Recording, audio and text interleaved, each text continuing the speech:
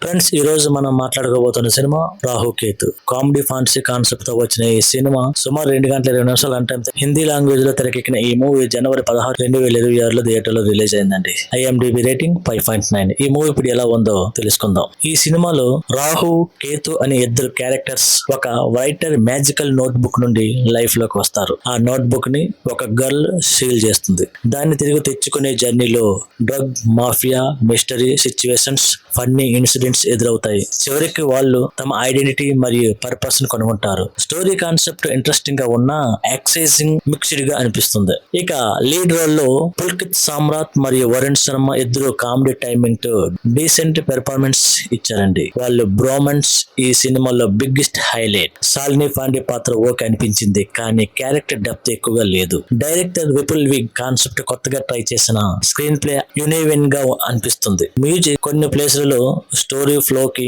Disturb చేసినట్లు అనిపిస్తుంది. Fancy concept తగ్గ విజువల్స్ డీసెంట్ గా ఉన్నాయి. ప్రొడక్షన్ క్వాలిటీస్ ఓకే అనిపిస్తుంది, కానీ స్క్రీన్ ప్లే స్లోగా అనిపించే పార్ట్స్ కూడా ఉన్నాయి. ఓవరాల్ గా రాహు కేతు ఒక average comedy fancy entertainer. Comedy moves ఇష్టపడే వాళ్ళు ఒకసారి ట్రై చేయొచ్చు, కానీ ఎక్స్పెక్టేషన్స్ ఎక్కువగా పెట్టుకుంటే డిసప్పాయింట్ అయ్యే ఛాన్సెస్ ఎక్కువగా ఉన్నాయి. My rating 2.5. మీరు ఈ మూవీ ఆల్రెడీ చూసినట్లయితే మీ ఒపీనియన్ ని కామెంట్ లో చెప్పండి. ఇక ఇలాంటి హానెస్ట్ మూవీ రివ్యూస్ కోసం మన ఛానల్ ని సబ్స్క్రైబ్ చేసుకోండి. Thank you.